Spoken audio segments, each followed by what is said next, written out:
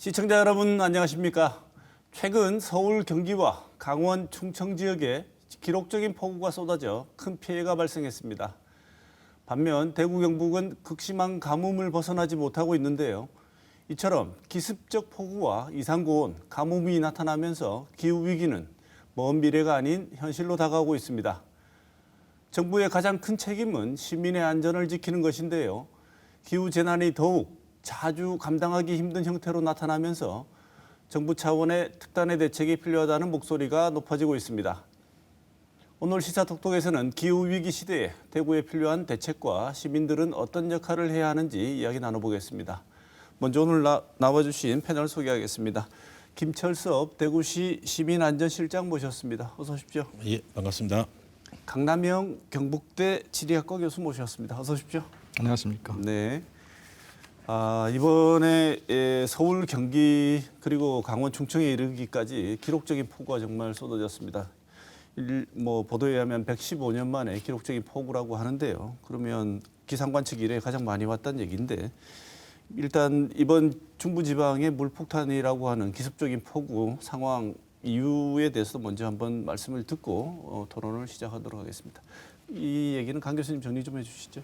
네, 올해 여름 지금 현재 특징이 기후 변동 중에서도 라니냐 상황이 현재 잘 작동하고 있는 중인데요. 네.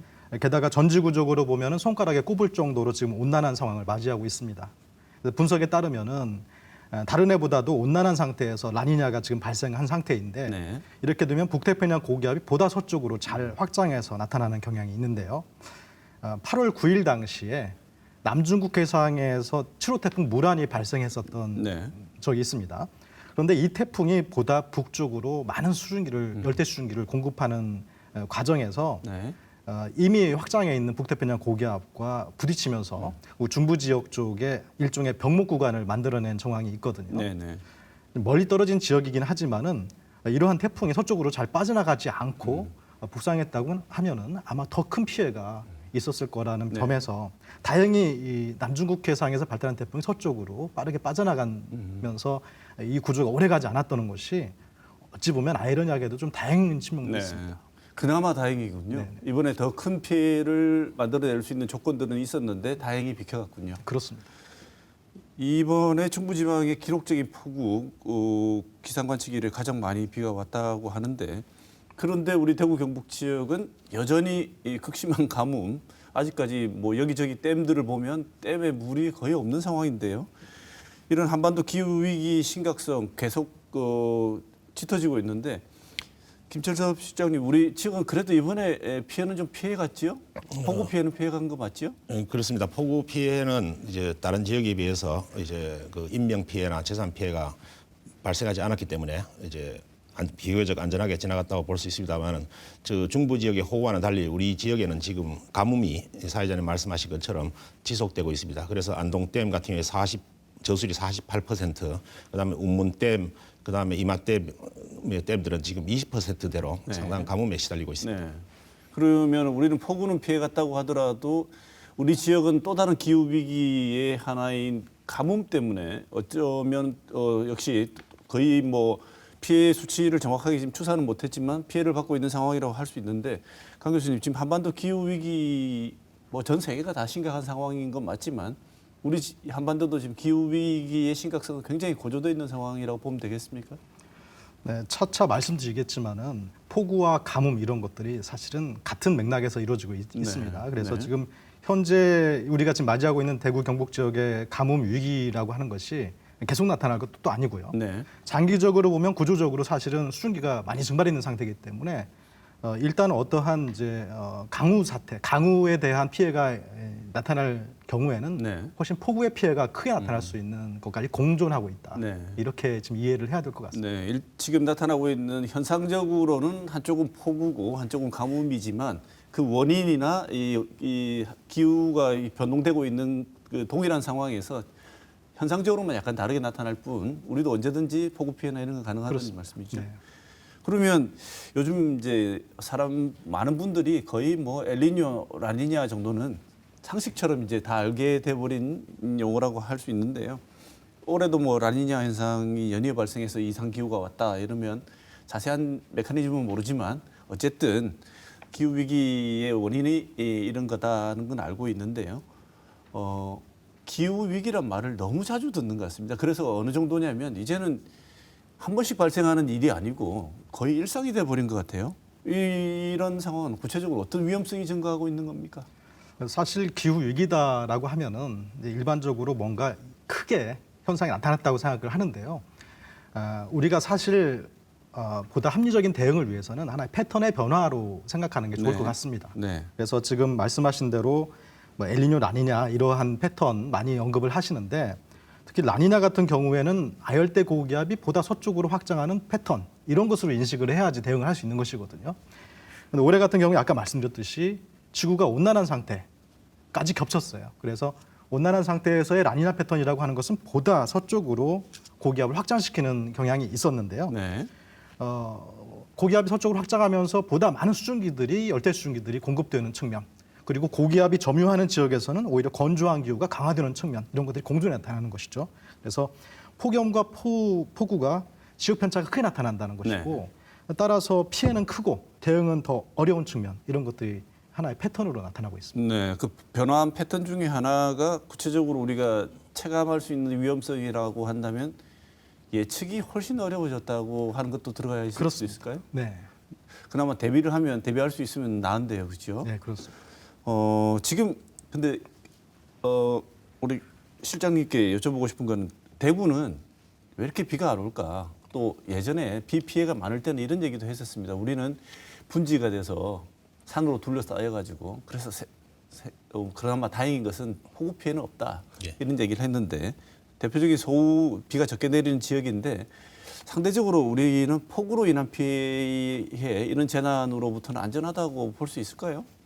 그렇습니다. 우리 대구시는 이제 저 북쪽에는 팔공산, 남쪽에는 비슬산으로 둘러싸인 이제 분지형 지형인데 그 서쪽 지역에서부터 이제 비구름대가 몰려오는데 그 비구름대가 1차적으로 이제 지리산, 가야산에 막혀서 대량으로 비를 뿌리고 그 다음에 저희 지역으로 들어오기 때문에 대구 지역은 이제 소우지가 되겠습니다. 그래서 대구 지역의 평균 예년 평균 강수량이 1,223mm 정도인데 우리나라 전체 평균 강수량은 1,358mm로 전국 평균으로 해서 135mm 정도가 낮은 수준입니다. 그리고 호우일수 80mm 이상이 하루에 오는 호우일수도 우리 대구 지역이 1.7로 전국 평균은 2.5일보다 한 0.8일 정도가 낮습니다. 네.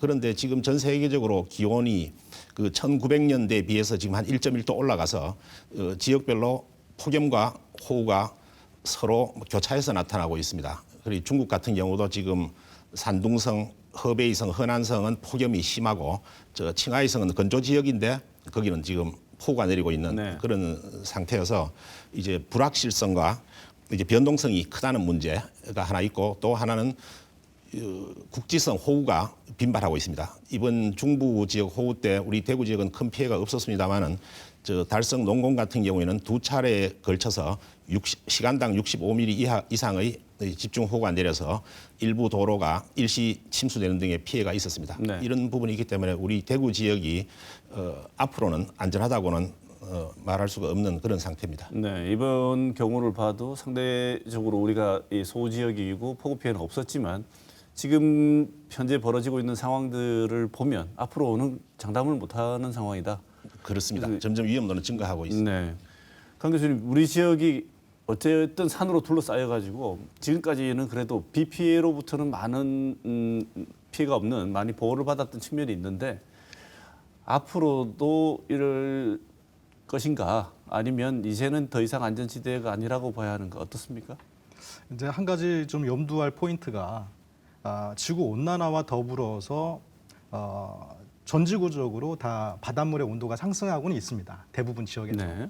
그런데 그 중에서도 우리나라 인근 해역의 온도가 전지구적으로 가장 높게 상승하고 있는 지역 중에 하나라는 점입니다. 네. 그래서 해수 온도가 상승한 바닷물의 온도가 높아진다라고 하는 부분은 단지 온도가 높아진다는 문제만을 이야기하는 게 아니고요. 네. 많은 수증기를 증발시키는 측면이 있어서 같은 현상이 나타나더라도 아주 폭발적으로 현상을 이제 가져오게 되는 것인데 더구나 아까 말씀드렸듯이 우리는 중부지방의 피해 패턴보다는 네. 오히려 발달한 고기압의 가장자리를 타고 들어오는 태풍의 위험으로 더 가깝다.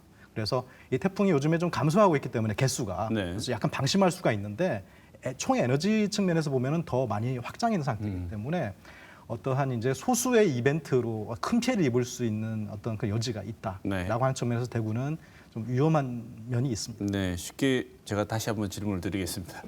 그래도 우리 지역은 태풍도 많이 피해가는 지역이었는데 이제는 태풍이 가는 길목에 놓일 가능성이 더 많아졌다 이런 말씀이신가요? 그렇게 볼 수 있겠습니다. 네, 그렇게 하면 이제 갑자기 체감이 확 되는데요.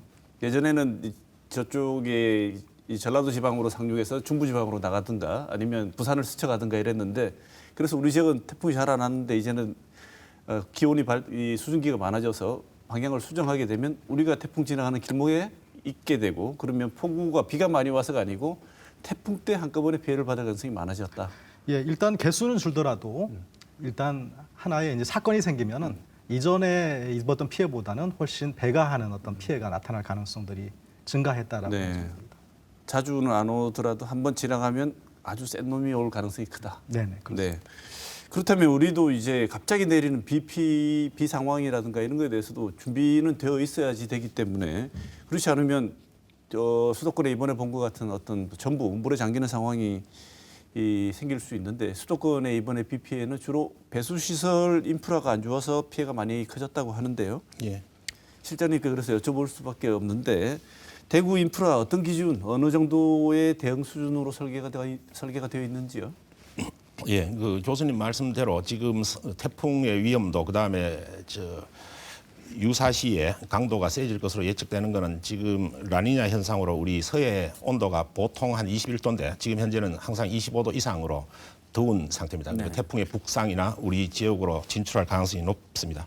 우리 대구 지역의 배수 시설로는 크게 나누면 한 세 가지 정도가 있는데 하나는 빗물 펌프장이 26개소가 있고 그리고 그 지하차도 배수 펌프장이 한 35개, 그 다음에 하수관로가 6,039km가 지금 깔려 있습니다.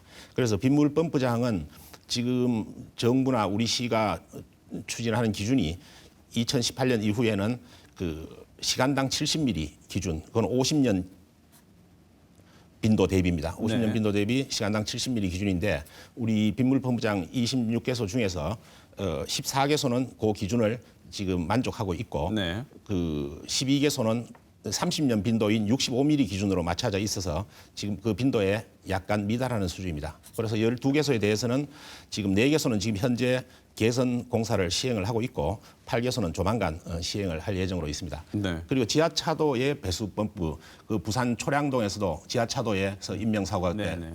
3명이 발생했는데 그 부분은 전부 다 지금 기준을 만족시켜서 아무런 문제가 없는 상태입니다. 네. 그리고 하수관로 6,039km는 지금 현재 30년 빈도, 10년 빈도 해서 30년 빈도는 65mm 기준 시간당, 그다음에 10년 빈도는 이제 53mm 기준인데 거기에 맞춰져 있는데 향후 지속적으로 성능 기준을 강화해 나가도록 그렇게 하겠습니다. 네. 강 교수님, 지금 그 우리가 미리로 들으면 잘 감이 잘 오지 않는데요. 시간당 70mm 정도면 어느 정도 수준입니까? 예전에는 집중 오다 그러면 시간당 60mm 정도까지를 아주 최고 강한 정도 수준으로 봤습니다. 그런데 이게 요즘에는 뭐 현상 자체가 굉장히 그걸 상회하는 기록들이 많이 나타나기 때문에 아마 우리가 그런 체감하는 어떤 기준들을 좀 다시 정리해야 되겠다 네. 이런 생각들이 있습니다. 사실 시간당 70mm면 우리가 체감해 보지 못한 강우량이라 그죠? 시간당 20mm 정도가 내리면 차량 운전할 때 와이퍼를 작동시켜도 앞에 안 보이는 정도가 20mm 정도인데 시간당 70mm면 그냥 양동이로 퍼붓는 정도라는 얘기인데 거기에 대한 대비가 어느 정도 돼 있다. 그다음에 65mm, 그보다 조금 약한 65mm까지는 거의 대부분 펌프장이 작동이 된다고 실장님께서 말씀을 하시니까 어지간히 와도 대구는 준비가 돼 있다고 봐도 됩니까? 그렇습니다. 네. 근데 만약에 이런 정도의 비가 온다면 그래도 가장 그 침수가 예상되거나 가장 대비를 더 철저히 해야 하는 지역이라고 지금 예측하고 계신 곳이 어딘가요?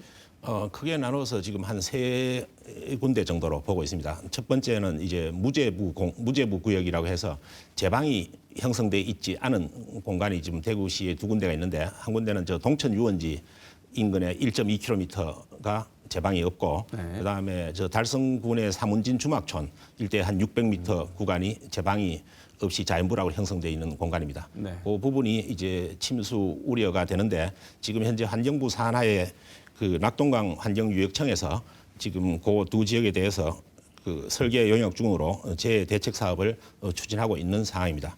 그 두 번째로는 저희들 그 낙동강 그다음에 금호강 신천 주변에 17개소의 하천 둔치를 주차장으로 마련해 놓은 곳들이 네, 있습니다. 네. 그 17개소가 이제 하천 수위 상승 시에 침수가 되면 거기에 주차했던 차량들이 침수 피해를 입게 되는데 그 17개소 중에서 8개소는 침수 위험 알림 시스템을 저희들이 다 설치를 했습니다. 그래서 만약에 침수 위험 수위에 올라가면 그 차주들한테 문자가 자동으로 침수 위험을 알려서 차주들이 차를 뺄 수 있도록 하는 게 8군데 돼 있고 나머지 그 9개소에 대해서 조만간 그 시스템을 설치할 계획으로 있습니다. 네. 그다음에 시민들이 잘 알고 계시는 침수 지역은 저들 신천 동로가 있습니다. 네. 신천 동로는 신천 대로에 비해서 지대가 많이 낮고 해서 침수 위험이 높고 자주 침수가 되는데 그 중간에서 제일 중간 지점이 되는 칠성교에 저들이 그 수위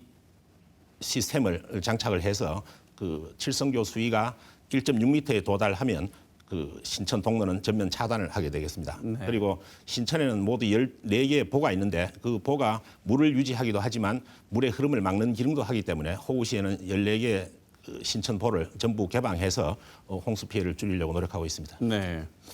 지금 실장님 말씀 들으면 그래도 대구시가 여기저기 호우 피해에 대한 어떤 대비는 잘 되어 있는 것 같은데요. 서울 도심 같은 경우에도 이번 피해가 난 걸 보면 물이 잘 빠지는 곳 예전같이 이제 흙으로 스며들 수 있으면 비가 와도 조금 나을 텐데 전부 아스팔트나 이런 물이 도저히 스며들 수 없는 상황인 도심에서 예. 홍수 피해가 많이 났습니다. 침수가 되고요. 우리도 우리 도심에 비가 잘 빠지지 않는 도심에 특별히 이제 인프라 개선을 할 필요가 제기된 거 아니면 지금 계시는 주민들이 시민분들이 문제 제기를 하거나 개선 요청을 한 내용이나 이런 걸 파악하셔가지고 개선할 구체적인 계획이 있으시면 소개를 좀 해주시죠. 예, 지금 현재 우리 시에서 이제 이제 호우가 돼 가지고 이제 투수층이 이제 아스팔트라든가 시멘트로 되어 있어서 잘 투수가 안 되고 이제 막 넘칠 경우에 대비해서 20여 개소의 유수지를 운영을 하고 있습니다. 유수지는 이제 각 공단, 그러니까 성서 5차 산단이라든가 그다음에 달성공단의 공단 인근에 빗물이 많이 유입될 경우에 그것을 일시적으로 저장하는 시설인데 대구 시내에 한 20개소 정도가 일단은 있습니다. 그리고 아까 전에 말씀드렸는 빗물 펌프장이 26개소가 있는데 그 중에서 지금 4개소 침수 위험이 좀 큰 4개소 침산, 산적, 설화, 성산지구의 그 배수 펌프장은 증설을 하고요. 그다음에 수성구 매호지구는 그 농경지로 저지대에 있어서 침수 위험이 상당히 높습니다. 그 지역에는 배수 펌프장을 하나를 신설하려고 하고 있습니다.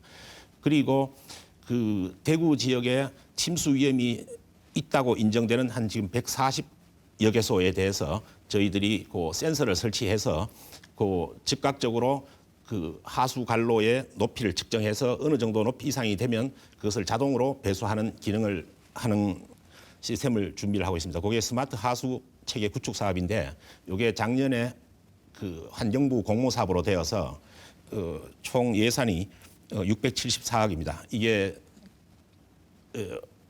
올해 1월부터 시행해서 2024년 12월 되면 완공될 예정으로 있습니다.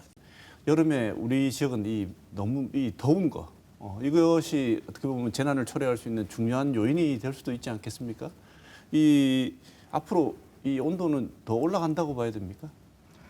지금 그래서 대구 지역이 더운 거에 대한 구조를 사람들이 많이 인식을 못하는 경향이 있는데요. 왜 대구가 더운가? 구조적으로 남서풍을 좀 염두를 해야 됩니다. 남서류라고 하는 것은 그냥 서쪽도 아니고 남서쪽이다 그러면 대구로 오는 경로가 가장 긴 공기거든요. 네. 그러니까 다른 지역보다도 대구 지역까지 온 공기의 육상으로 그러니까 바다에서 육상으로 올라온 공기가 대구까지 오는 경로가 가장 길게 형성이 되는 게 바로 남서풍이에요. 네. 그래서 남서풍이 잘 갖추어지는 구조다라고 하는 게 바로 북태평양 고기압이 발달한 상태가 딱 그거거든요. 네. 그래서 여름철이 되면은 특히 대구 지역은 육상에 도달한 공기가 그 사이에 계속 가열이 되면서 마지막에 도달하는 곳이 대구 경북 지역. 네. 그나마 그 구조에서 여름철 기압계라고 하는 것이 수증기와 기온이 높은 데다가 풍부한 열대 수증기를 같이 하면서 갖고 오는 것이기 때문에 아마 그런 것들이 극대화되는 구조다라고 하는 것이고요. 이게 바로 이제 대구 지역의 더위의 특성이 될 것인데 과거보다도 온난화된 어떤 상태, 지구가 온난화해지면서 만들어지는 기압계가 이 고기압을 잘 발달시키는 경향이 있어서 더구나 그런 특성들이 잘 나타난다고 좀 보여집니다. 네. 흔히 우리가 대구 지역이 왜 더운가 이렇게 얘기하면 많은 분들이 우리는 분지라서 대기가 갇혀가지고 그렇다 그러는데 그게 아니고 해남 목포 그렇습니다. 밑에서부터 들어온 공기가 쭉 우리 지리산 거창 거치면서 우리 지역까지 오는 동안 열심히 데워져가지고 네네. 따뜻한 게 아니죠. 뜨거운 공기가 이미 진입할 때 뜨거워져서 들어와서 우리는 더운 건데 우리는 그동안 이제 저도 그렇게 생각하고 있었습니다. 이제 분지라서 대류 순환이 잘 안 돼가지고 덥구나 이런 생각했는데 그게 아니고 더울 수밖에 없는 구조로 돼 있다. 그래서 또 그 원래 들어오는 바닷물 온도가 높으면 점점 더 올라간다는 그렇습니다. 얘기죠. 네. 그래서 수온은 높고 또 수증기는 이미 많이 풍부하게 증발한 상태에서 더구나 그 공기가 이제 육상에 도달한 상태에서라면 에너지가 아주 풍부하게 가두어진 상태가 되겠죠. 그럼 우리는 점점 그 수온이 올라가면 자동으로 대구 기온은 올라간다고 봐야 됩니까? 그렇게 봐야 되겠죠. 그러면 이제는 폭염 피해에 대한 대비는 지금 수준보다도 훨씬 더 강화돼야 한다는 게 어떻게 보면 당연한 얘기가 되겠네요. 네, 줄지는 않을 겁니다. 네. 실장님 이런 상황인데 우리 지역은 다른 지역보다 이 폭염에 대한 대비, 폭염 피해 줄이려는 노력은 많이 해왔을 것 같은데 점점 온도는 올라갈 가능성이 크다고 합니다. 여기에 대한 대비 어떻게 하고 계신지요? 이제 교수님 말씀하셨습니다만 대구가 객관적으로 이제 폭염 일수나 열대야 일수가 우리나라의 다른 지역보다 월등히 높은 편입니다. 네. 폭염 일수는 그날 최고 온도가 33도가 넘은 날의 일수인데 그게 전국 평균이 10.4일인데 우리 대구는 올해 벌써 43일 거의 4배 달하고 있고 열대야 일수도 올해 전국에서 열대야 일수는 그 밤에 최저 온도가 25도 이상 되었는 날의 일수인데 전국이 12.2일이 평균인데 저들 대구는 지금 26일을 기록해서 2배가 넘는 수준에 있습니다. 그리고 그 온열 질환자도 지금 계속 증가 추세에 있습니다. 그 온열 질환자는 이제 폭염으로 인해서 질환이 생기는 경우인데 주로 50대 야외 작업자들이 제일 많이 발생하고 있고 사망자는 65세 이상이 사망자의 한 70%를 차지하고 있습니다. 그래서 우리 대구에서는 그 야외 작업장, 공사장이나 농촌 사업장에서 일하는 야외 작업장에 대한 대책, 그 다음에 사망자가 많은 폭염 취약계층, 독거노인, 장애인, 그 다음에 쪽방 생활인 노숙인에 대한 대책, 그렇게 두 부분에서 집중해서 대책을 수립해서 시행을 하고 있습니다. 그래서 대구는 폭염 일수나 열대야 일수가 높지만 온열 질환자 수나 온열 질환으로 인한 사망자 수가 전국 17개 시도 중에서 지난 10년간 제일 낮습니다. 낮아서 최근 3년간만 보면 전국에서 온열 질환으로 사망하신 분이 36분인데 대구는 지금 현재 사망자가 없습니다. 네, 그건 아주 좋은 소식인데요. 우리가 하도 더우니까 준비를 많이 하고 여기에 대한 대비를 해서 그렇다고 봐야 되겠지요. 아마 1990년대 이후로 우리 대구시가 폭염 도시로 이제 하는 것을 탈피하기 위해서 그 공원 조성, 나무 심기, 각종 폭염 대책들을 이제 적극적으로 추진했고 시민들이 잘 협조해 주신 결과라고 일단은 보고 있습니다. 네. 하도 더우니까요. 이제 내생이 생겨서 33도 정도 가지고는 덥다는 얘기도 안 나올 만큼 대구 시민들이 어떻게 보면 적응이 되신 것 같아요. 그래도 나이 드신 분이나 이 취약계층에 계신 분들은 조금만 더워도 이 저항력이나 체력이 안 되시기 때문에 이 부분 좀 더 온도가 계속 이제 올라갈 예정이라니까요. 촘촘하게 대비를 해야 될 것 같습니다. 지금 우리나라도 우리나라지만 해외 뉴스를 보면 전 세계가 정말 난리도 아닙니다. 그러니까 이상 기후로 인한 이런 여러 가지 현상들을 겪지 않는 나라를 찾기가 오히려 힘들 정도인데요. 강 교수님, 다른 나라는 지금 기상이변 현상이라고 할 수 있는 게 어떤 게 지금 나타나고 있습니까?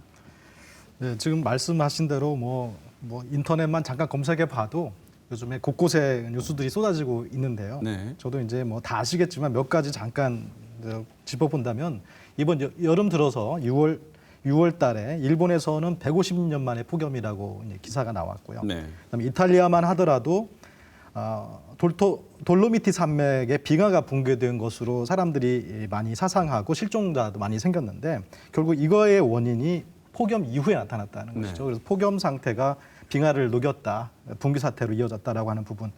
파키스탄의 경우에 홍수로 올 6월부터 지금까지 550명 이상이 사망했다고 합니다. 그래서 엄청난 피해가 있고요. 뭐 최근에 보면은 미국에서 나타나는 뉴스들이 이제 아주 핫 이슈들이 많이 나타나는데 저녁에 폭염으로 19명이 사망했다. 미주리주에 홍수로 비상사태 선언했다. 켄터키주도 홍수로 비상사태를 선언했다. 네. 이런 뉴스들이 많습니다. 네. 8월 들어서는 지금 우리가 지금 논의했던 중부지방의 이 기록적인 폭우, 115년 만에 나타난 폭우, 이게 바로 다른 국가들에서 뉴스를 지금 다뤄지고 있는 상황이 되겠습니다. 네. 그래서 이제 기후 현상이라는 것이 가뭄, 폭염, 폭우 이런 것들이 사실 한 세트의 기후 변화 세트로 지금 인식되고 있는 상황입니다. 네. 게다가 이 기후라는 게 전 지구적으로 다 연결이 되어 있어가지고 우리가 이상이 나타나면 딴 데도 역시 무사할 수 없다는 거고 딴 나라에 기후 이상 현상이 있다 그러면 우리도 곧 닥쳐온다 이런 얘기로 받아들여야 되는 거죠. 그렇게 이해가 되고 있습니다. 예. 그러면 이제는 이번에 비가 많이 오고 난 뒤에 장마 끝났다고 했다가 갑자기 엄청난 비가 오고 난 뒤에 많은 분들 또 기상학자들 많은 분들이 나오셔가지고 이제는 뭐 장마란 말이 더 이상 해당되지 않는 게 아니냐.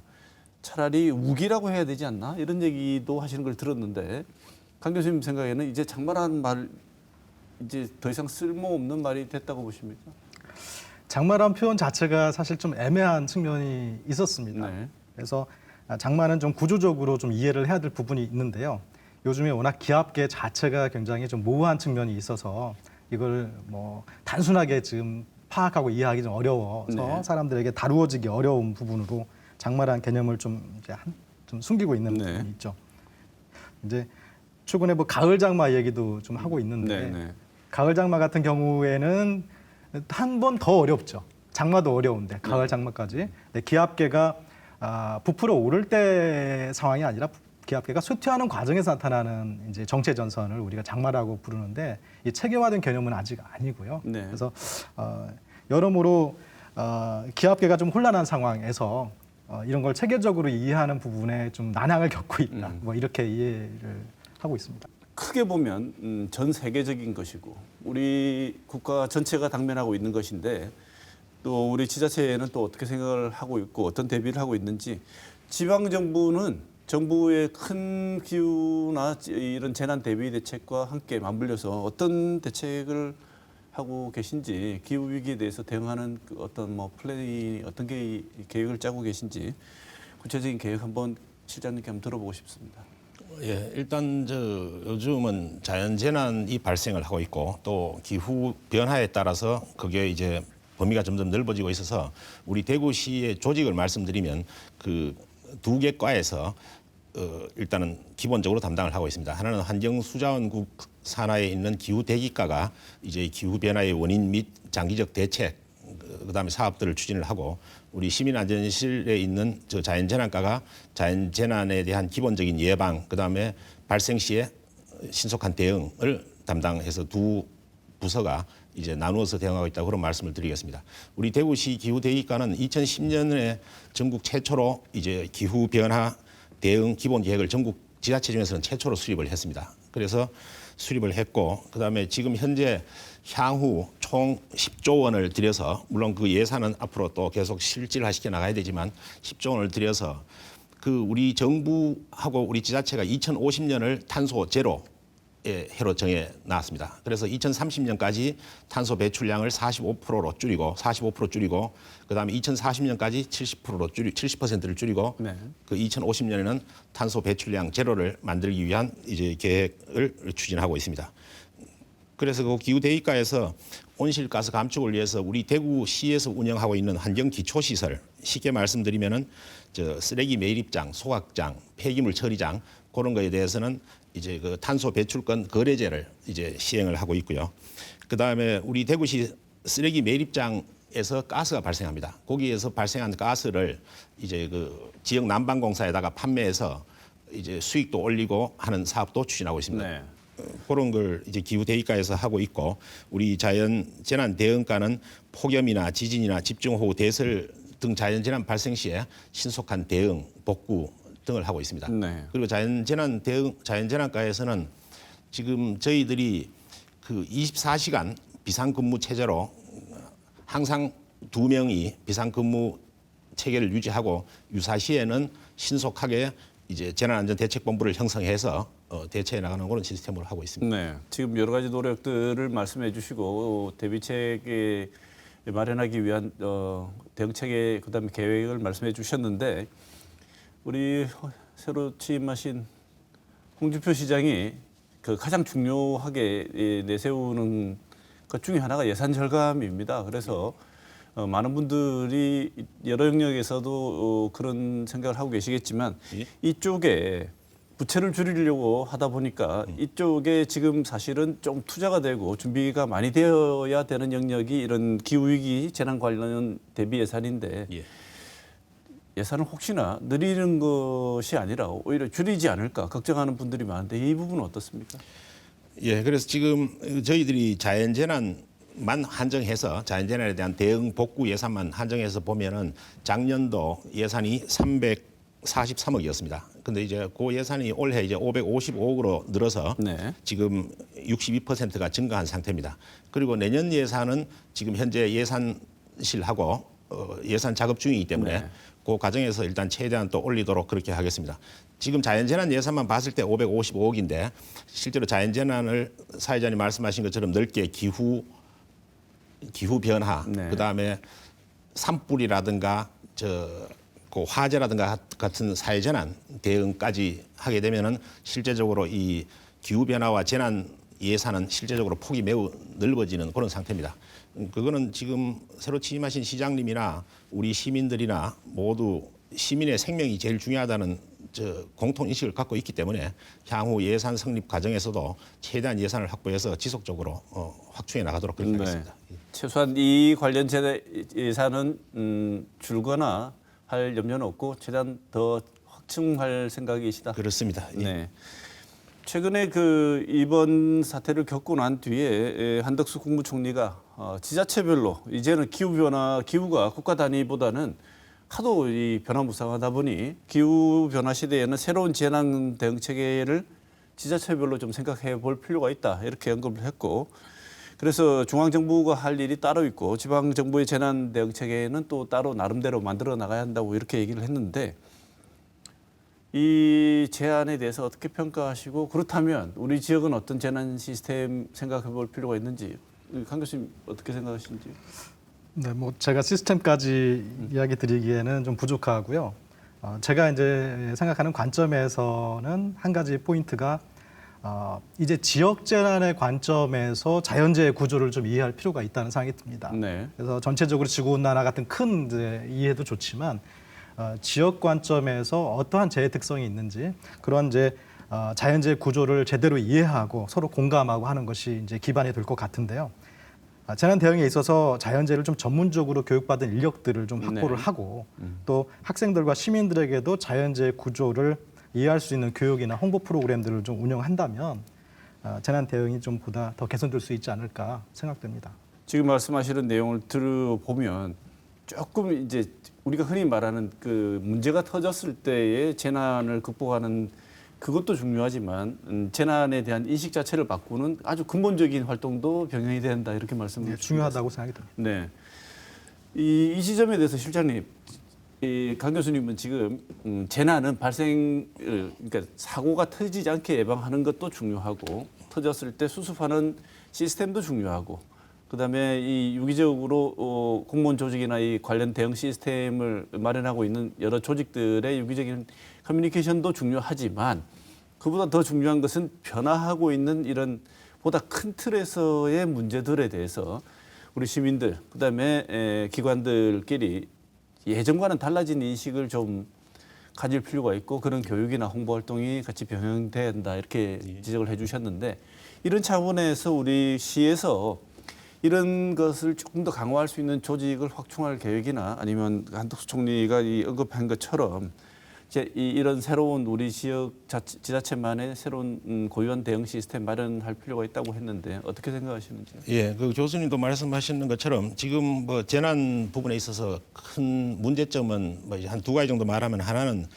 워낙 지금 동시다발로 지역별로 또 다른 상황으로 벌어지기 때문에 실시간성이 좀 떨어지고 그다음에 여러 관련 부서가 흩어져 있다 보니까 부서 간의 대응 정보 공유라든가 공동 대응이 늦는 그런 문제가 있습니다. 네. 그래서 우리 대구시에서는 이제 그 대구시가 중심이 되어서 대구 지역에 있는 기상청, 국토부 산하기관, 그다음에 모든 재난기관들이 동시에 연결될 수 있도록 하는 지금 디지털 트윈 구축 사업을 하고 있습니다. 네. 디지털 트윈 구축 사업의 핵심 요지는 그 재난 현장 곳곳에 센서를 설치해서 그 센서를 현장 상황을 실시간으로 이제 파악을 하고 그다음에 AI 시스템이 그 상황을 분석을 해서 대응 조치를 이제 강구할 수 있도록 하는 겁니다. 그래서 대구시에서 그 디지털 트윈 대응 시스템을 구축을 해서 하게 되면 이제 자연재난과의 대응 체계를 조금 더 확충해서 대응하려고 생각하고 있습니다. 네. 지금 어떤 시스템이 필요한지에 대해서 조금 장기적이고 이런 어떻게 보면 그 학계와 현장의 서로 입장을 현장이 갖고 있는 한계, 그다음에 학계가 생각하고 그다음에 교육 대상들이 생각하는 것을 유기적으로 파악할 수 있는 어떤 TF팀이나 예. 연구 조직 또는 학계와 공동으로 하는 이런 여러 가지 일들도 좀 기획을 한번 해보셔서 추진 한번 해보면 어떨까 이런 생각도 듭니다. 예, 학계하고 연구기관하고 우리 관청하고 삼자가 같이 할 수 있는 TF를 한번 구성해 보도록 한번 검토해 보겠습니다. 네. 자, 이제 참고를 해볼 도시 샘플이 있으면 우리가 적극적으로 반영을 해가지고 좋은 점은 빨리 받아들이는 게 좋겠죠. 강 교수님께 한번 여쭤보고 싶은데 우리보다 기후 재난 뭐 한 번이라도 겪으면 그것으로부터 배우는 게 있어가지고 보통 대응책을 만들고 매뉴얼을 새로 만들지 않습니까? 해외에 혹시 사례 알고 계신 거 있으시면 다른 도시가 이 기후 재난 대처하고 있는 거에 소개를 좀 해주시죠. 네, 제가 어느 뭐 특정 국가의 어떤 그 성공 사례 이런 거를 접하지는 못했고요. 네.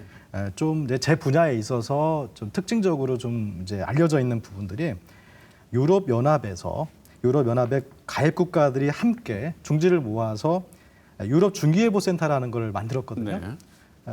유럽 중기예보센터는 뭐 오늘 내일의 날씨도 예보를 하지만은 뭐 일주일 또는 장기적인 예보까지도 합니다. 그런데 네. 상당히 성공적이에요. 그 성과가 아주 좋고요.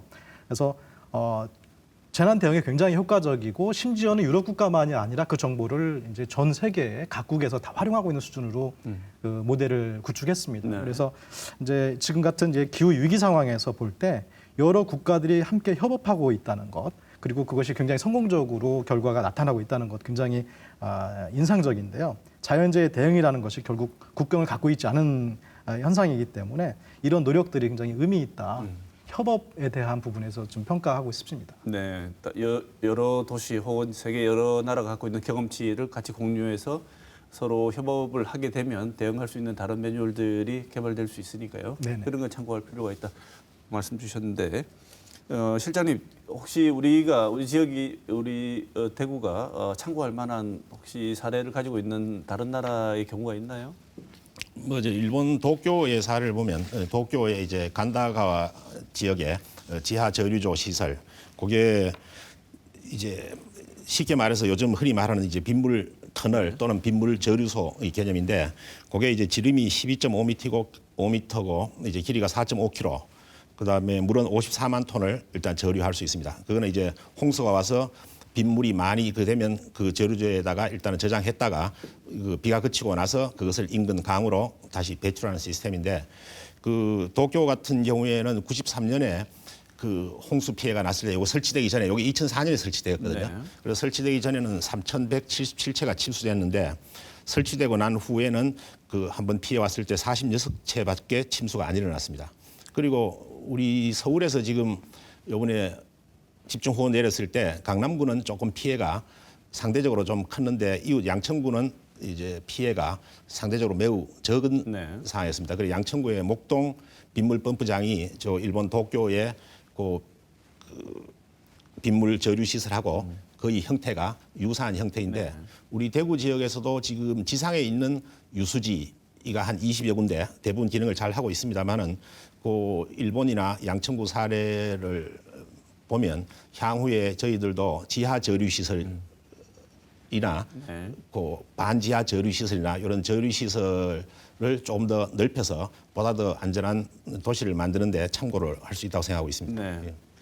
이번에 이 서울에서 반지하에서 이 안타깝게 돌아가신 분들을 보면 재난이 발생하게 되면 이 재난은 비는 누구에게나 똑같이 폭우가 내리겠지만 그로 인한 피해는 다 같이 보는 게 아니라 특히나 취약하신 분들이 가장 먼저 그리고 가장 많은 피해를 보게 됩니다. 그래서 우리 지역도 이런 그 기상 재난이 발생하게 되면 특히나 취약계층 힘드신 분들이 피해를 많이 볼 거라고 예상을 할 수가 있는데요. 우리 지역은 특히나 폭염 피해 아까 말씀하셨지만 폭염일 것 같은 경우에는 쪽방촌 주민이나 주거약자들, 노약자, 기저질환자 많은 피해를 볼 것이 뭐 어떻게 보면 당연히 예상이 되는데요.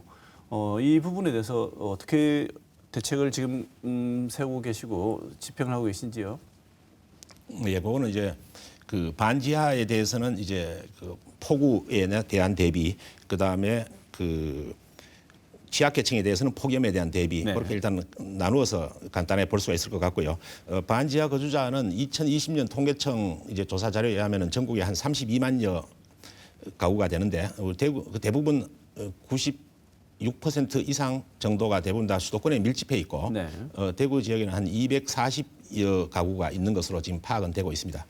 그래서 지금 현재 저희들 시에서 반지하 및 재해 취약 지역 주택에 대한 거주 실태를 파악할 예정으로 있고 일단은 거기 침수 방지 시설, 그다음에 유사시 탈출할 수 있는 여닫이식 탈출창 설치 등을 지원하고 향후에는 이분들 대부분이 그 직장 기반이 시내에 있기 때문에 외곽지에 있는 어떤 공공 임대주택이나 이런 거는 선호하지를 않습니다. 그래서 도심지 내에 이제 주거 환경이 좋은 이제 공공 임대주택을 공급할 수 있는지 그거는 LH하고도 같이 협의를 해볼 예정으로 있습니다. 그다음에 이제 폭염 피해에 대해서는 독거 노인이나 이런 취약계층에 대한 그 여러 가지 지원책을 저들이 실시하고 있는데 특기할 만한 것으로는 그 폭염 피해를 입은 분들이 일시적으로 거기에서 벗어나서 폭염 기간 동안은 안전하게 지낼 수 있도록 저희들이 지금 현재는 2천만 원을 예산을 편성해서 그 쪽방 거주민들 중에서 한 20여 분 정도를 그 냉방 시설이 되어 있는 숙박 시설에서 몇 달씩 지낼 수 있도록 하는 사업을 실시하고 있고 향후 성과를 봐서 지속 확대해 나갈 계획으로 있습니다. 네. 여러 가지 항상 우리 지역뿐만 아니라 항상 최고 약자들이 이런 피해를 가장 많이 받게 되는데요. 지금 말씀을 주셨습니다만 이제는 뭐 피해 나갈 물론 뭐 이런 돈이 아주 많으신 분들은 상대적으로 이런 뭐 기후 재난에 굉장히 피해갈 수 있는 길이 많은데 대부분의 시민들 같은 경우에는 이제는 본인들도 나름 이런 재난을 대비하는 준비도 마음의 준비도 해야 될 것 같고 더 근본적인 문제는 기후 변화를 이제는 남의 문제가 아니고 생활 속에서 조금씩 실천하지 않으면 이런 기후 재난은 일상이 돼버릴 가능성이 굉장히 커졌습니다. 그래서 시민들도 기후 재난을 막기 위한 근본적인 이 대책, 지구 온난화를 막기 위한 어떤 이런 실천들을 좀 해야 될 필요가 있을 것 같은데 강 교수님께 짧게 기후 재난에 대처하는 시민들의 마음 자세, 그다음에 이걸 막기 위한 근본적인 어떤 참여, 어떤 것이 있을까요? 지금 이제 교수님께서 전반적인 부분을 잘 설명해 주셨는데요. 우리가 이제 전문적으로 다른 용어 중에 기후 형평성이라는 이야기를 많이 요즘에 화두로 삼고 있습니다. 형평이라는 문제인데 말씀하셨듯이 정작 그 산업화의 혜택을 누린 사람들은 그 결과로 나타난 기후 위기에서 오히려 멀고요. 오히려 혜택도 별로 크게 받지 못한 취약계층은 오히려 기후 위기의 피해를 고스란히 전가해서 받고 있다. 그러므로 이제 이 형평성을 볼 때 이 혜택을 받고 있는 사람들이 이 위기에 고통받고 있는 취약계층에 오히려 이제 혜택을 줘야 되는 순서인 것이죠. 그래서 적어도 우리가 그러한 부분들을 공감한다고 하면은 사회적으로는 이제 소외된 취약계층을 적극적으로 돌보는 자체가 선행이라기보다는 의무이다 이게라고 좀 공감해야 될 것 같고요. 그리고 최근에 보면은 뭐 저도 오늘 아침에 출근하면서 아파트 재활용 센터에 보니까 엄청 쌓여 있습니다. 네. 엄청나게. 네. 그래서 그런 것들을 보면은 우리가 산업 활동을 활발히 하고 있구나라는 생각이 들고 뭐 이미 알려진 사실이 온실기체는 기온을 증가시키는 것은 확인된 사실이고요. 그리고 온난화되는 환경 자체가 이미 이전에 경험하지 못했던 그런 패턴들을 현상을 경험하게 되는 것도 이미 확인된 사실입니다. 그래서 이러한 산업화 활동이 이런 결과들을 가져온다는 걸 다 알고 있고요. 그래서 환경 파괴하고 온난화가 연결이 되는 맥락이라고 하는 것은 산업화거든요. 산업 활동이 바로 환경 파괴 그리고 결과적으로는 기후 위기로 연결되는 부분에 이제 흐름을 갖고 있기 때문에 우리가 절제되지 않은 우리의 미래 이것을 이제 걱정한다고 하면은 무분별한 소비 활동을 자제하는 어떤 환경 운동 같은 거에는 적극 동참해야 된다. 네. 이런 부분으로 좀 결론 짓고 있습니다. 네, 좋은 말씀 주셨습니다. 자, 우리 김철섭 실장님께도 마무리 발언하실 수 있는 시간 드리겠습니다. 네. 예, 우리나라가 탄소 배출량으로는 전 세계에서 대략 한 8위 정도. 그런데 1인당 탄소 배출량은 전 세계 4위로 우리나라가 명실공히 이제 선진국이라고 다 인정을 받고 있는 상황에서 이제 그런 책무를 다해야 될 것이라고 생각합니다. 우리 대구시에서 1110 탄소 줄이기를 실천하도록 지금 홍보하고 있습니다. 1110은 한 사람의 시민이 그 연간 탄소 1톤을 줄이기 위한 10가지 이제 행동 수칙을 말하는 겁니다. 에너지 절약, 물 절약, 뭐 재활용, 교통, 뭐 식생활 등의 일상생활 전반에서 온실가스 발생을 줄일 수 있는 수칙을 제안하고 있습니다. 9월에는 그다음에 앱을 활용한 탄소 중립 시민 참여 이벤트도 한 달간 운영해서 탄소 중립 생활 실천 문화가 지역사회에 정착될 수 있도록 할 계획입니다. 시민 모두가 다 잘 참여해서 탄소 줄이기 운동에 동참해 주시기를 부탁드리겠습니다. 네. 다가온 기후 위기 속에서 우리 대구는 안전한가 주제로 김철섭 대구시 시민안전실장 그리고 강남영 경북대 지리학과 교수 두 분 모시고 오늘 좋은 말씀 들었습니다. 말씀 나눠주신 두 분께 감사드립니다. 오늘 토론 여기서 마치겠습니다. 고맙습니다.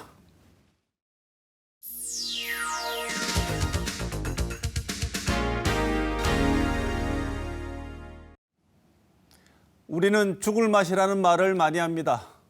죽을 맛은 세상을 살고 싶지 않을 정도로 큰 고통이나 어려움을 뜻하기도 하고 일상에서는 살아가는데 꽤 괴롭고 힘든 어려운 상태나 기분을 말하기도 합니다. 정말 죽을 것 같은 고통부터 꽤 삶이 힘든 상태를 나타내는 말까지 사용 범위가 넓습니다. 그 범위에는 차이가 있더라도 우리 주변에서 사는 게 이 죽을 맛이라고 말하는 사람들이 너무 많아지고 있습니다. 양두구육, 말 그대로의 뜻은 양머리를 내걸고 개고기를 판다입니다. 겉은 그럴싸하게 내세우나 속은 변변치 않음을 비유한 것입니다. 직무정지된 여당 대표가 현 대통령을 개고기에 빗대었다고 설왕설래가 많았습니다. 한쪽은 비유라고 하고 다른 쪽은 아무리 비유라도 선을 넘었다고 비난합니다. 지금 해야 할 일이 태산 같은데 그런 일로 싸우며 당권 투쟁하는 여당을 보고 있으면 국민은 진심으로 죽을 맛입니다. 죽을 맛을 보고 있는 국민에게 큰 위로가 되지는 않겠지만 그나마 다행인 것은 제 할 일 하지 않는 정치인들이 죽을 맛을 보게 되는 선거는 곧 다가온다는 것입니다. 이번 주 시사톡톡 여기서 마치겠습니다.